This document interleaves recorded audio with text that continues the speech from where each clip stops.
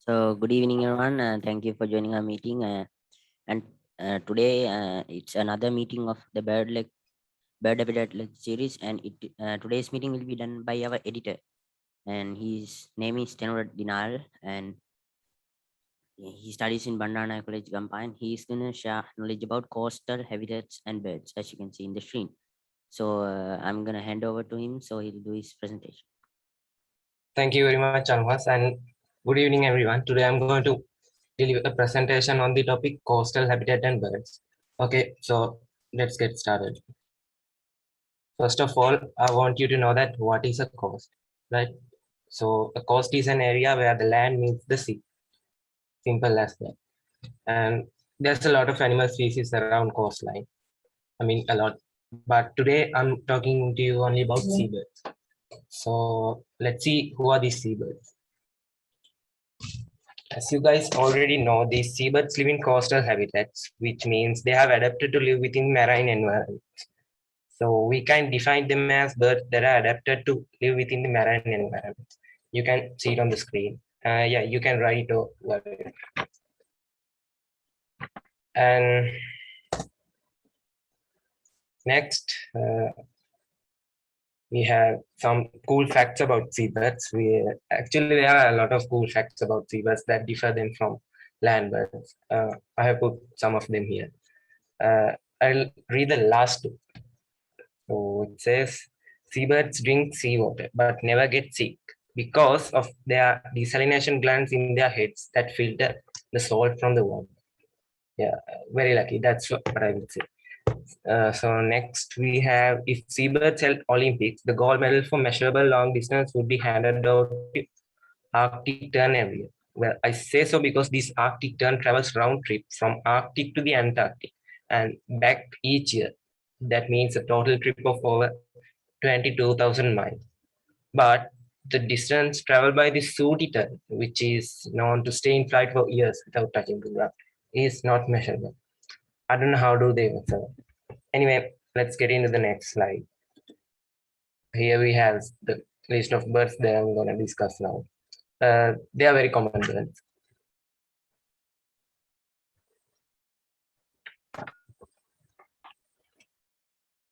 Okay, so this is our first bird, albatross.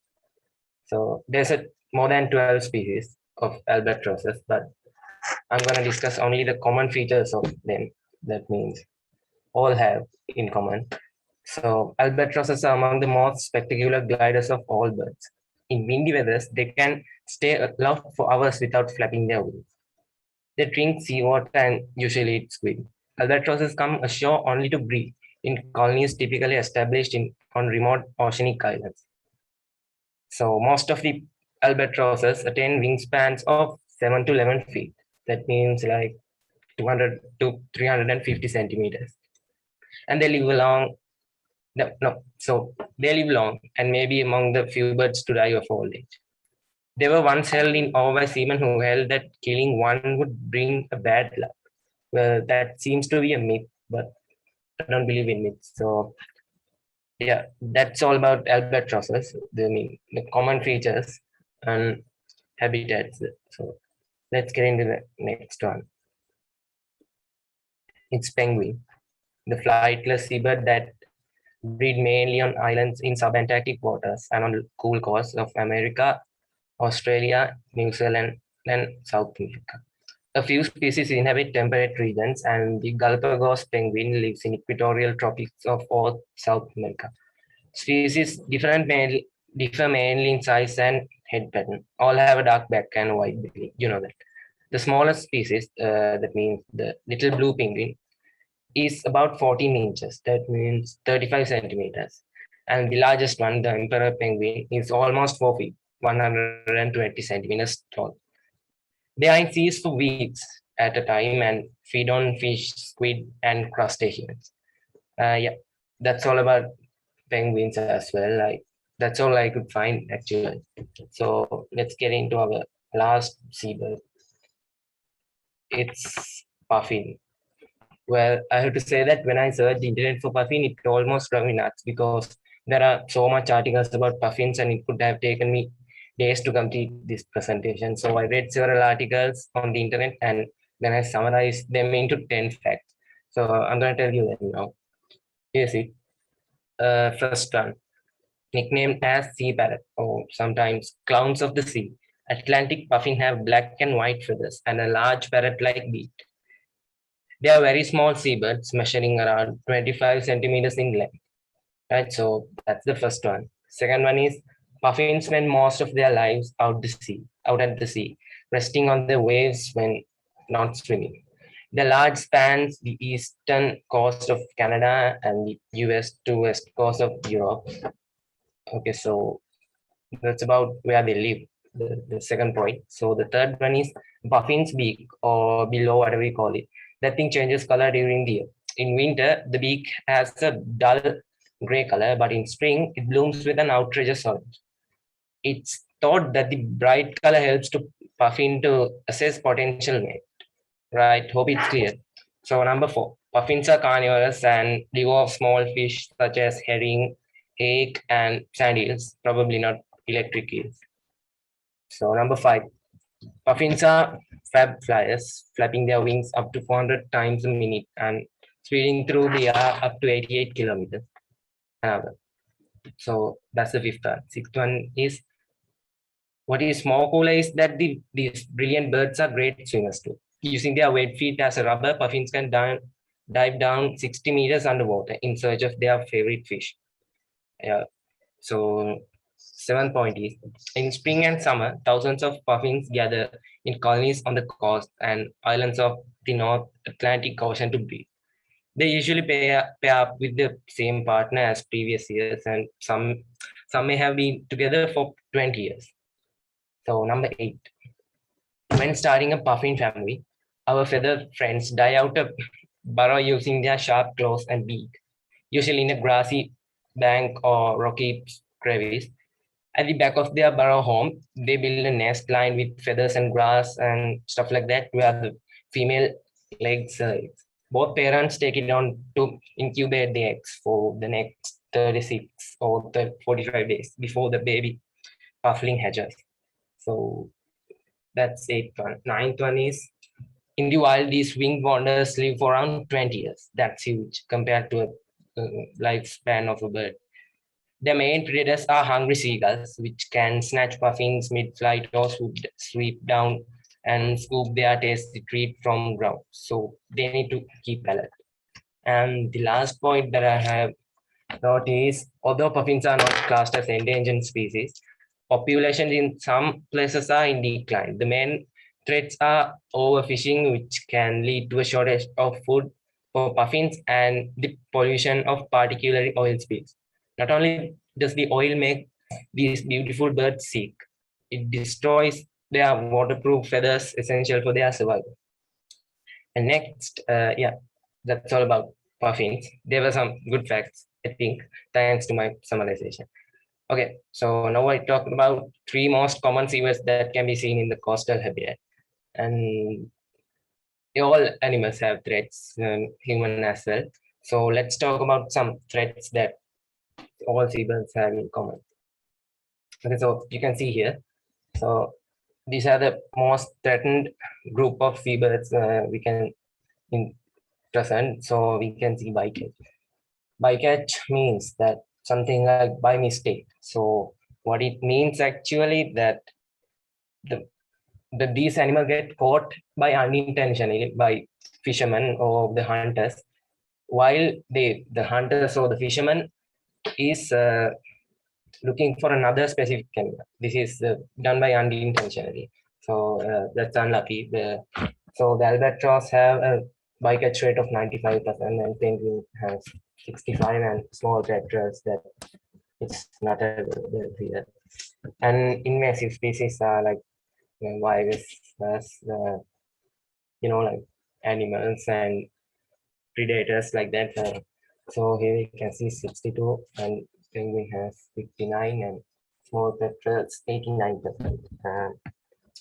And the climate changes mean if they can't resist to the climate, they will die.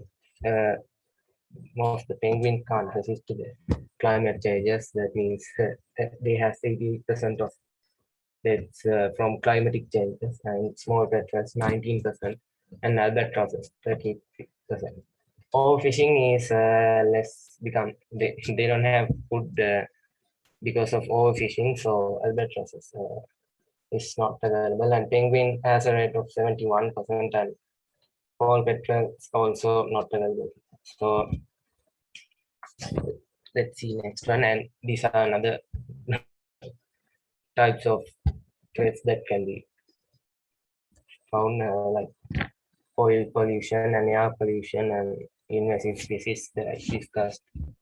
So if you can read that, I'll give you a little bit time, or you can write it.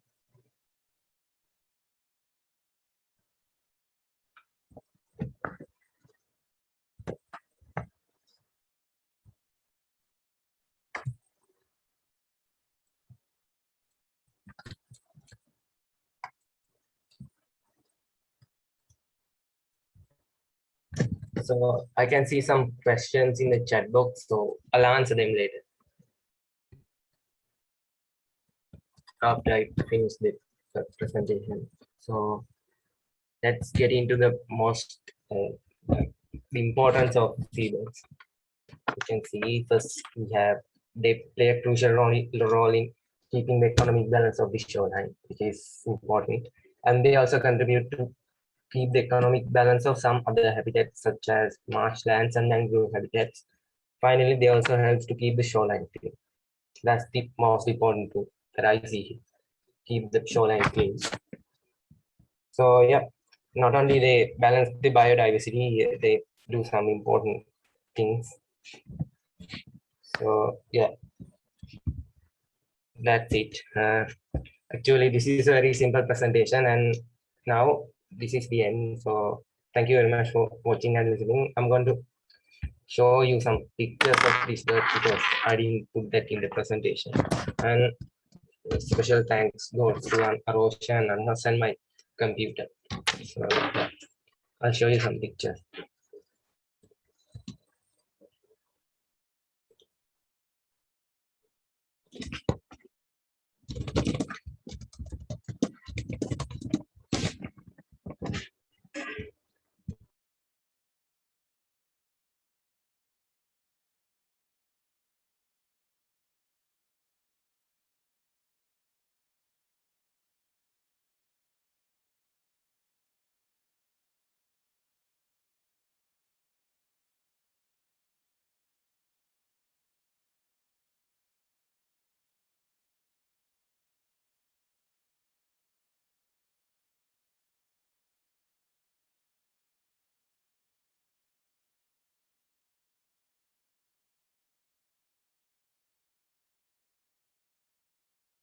Okay, so first let's see some pictures of we have albatross.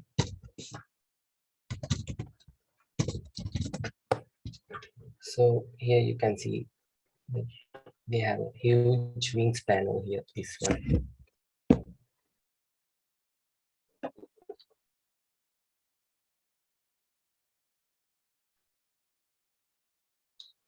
It says that it's large, about 7 to 11 feet.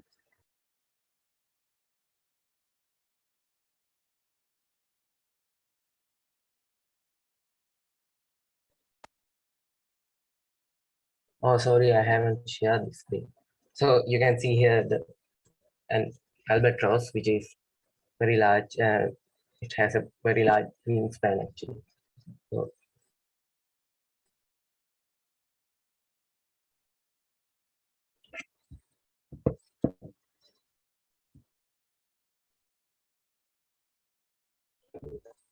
and let's see the size, actual size. So this one, this is actually an average person, and this is the wingspan of the albatross. So you can see it's very large. Right?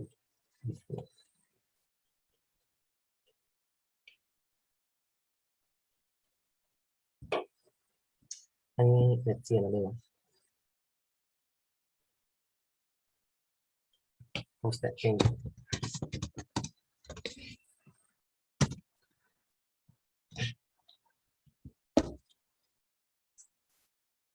Oh yeah, a lot of you guys know who's penguin.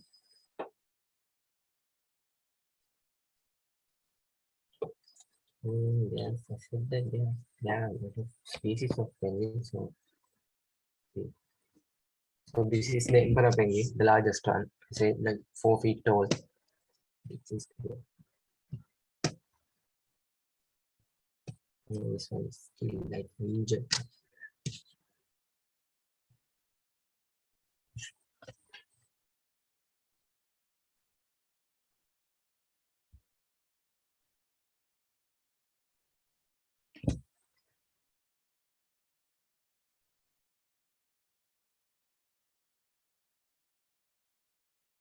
So who's this?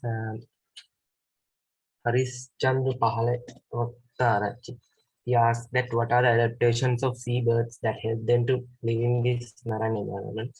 So we can take they have long wings compared to their bodies because they have to glide long distance in search of food, and their beaks are designed a bit similar to an eagle as they consume flesh or fish because a lot of the seabirds are carnivorous. And yeah, those are some. If you have any questions, please ask.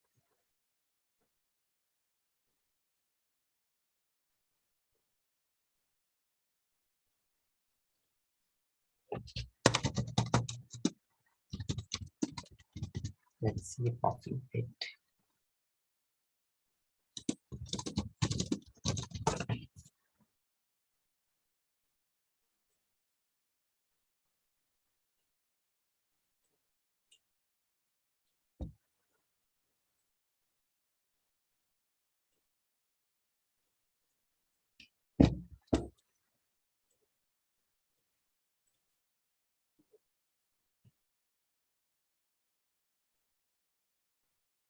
Okay, first let's see some puffins.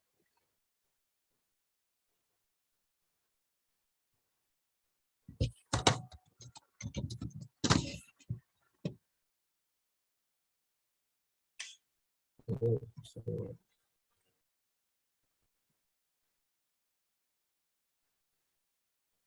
so their beak is for the like holding multiple fish at once without dropping them, as you can see in these pictures.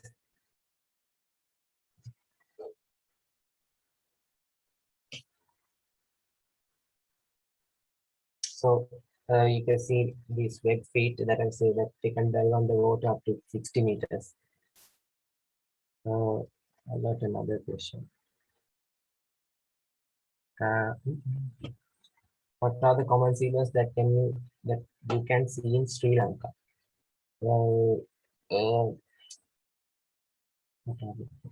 Black-headed gull or brown-headed gull, Caspian tern, gull-billed tern. Okay, I'll show you some pictures. Don't yes. Um, let's see. The,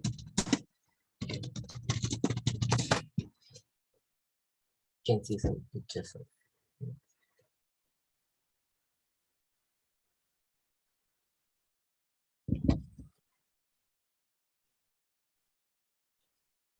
I hope you all can see the screen because I have got a message that say I can't see the screen. Can anyone tell me, is it okay? Can you see the screen? Okay, we can see the screen. Okay, thank you. So this is gull-billed tern, and okay, let's see. Black.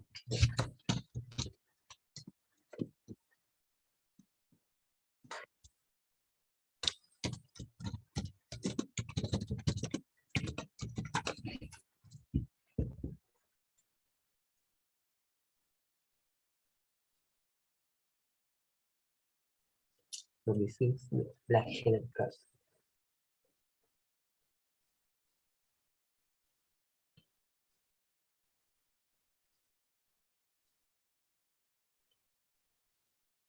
I haven't seen one before, but I know that there are some birds in Sri Lanka. So next one, Caspian Tunnel.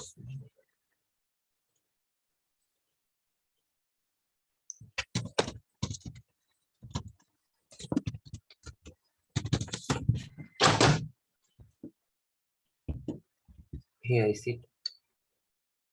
They too have a long wingspan, the sharp beaks or bills.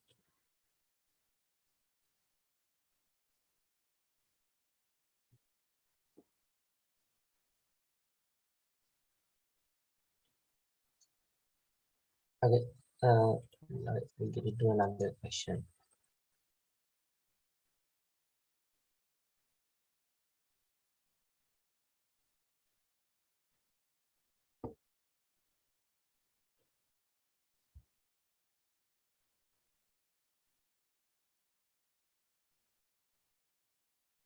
So it asks that what are the places in Sri Lanka where you can find these seabirds?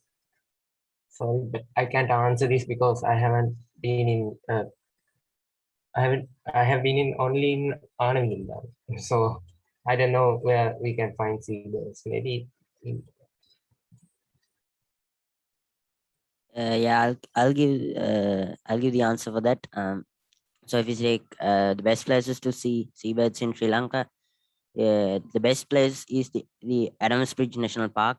But sadly, it's closed to the public. I don't know why. It's only open for researchers. Uh, if you take other places, Anulinda Wetland, as Thenula said, and Wankale Wetland and Boondala National Park are also great places to see seabirds.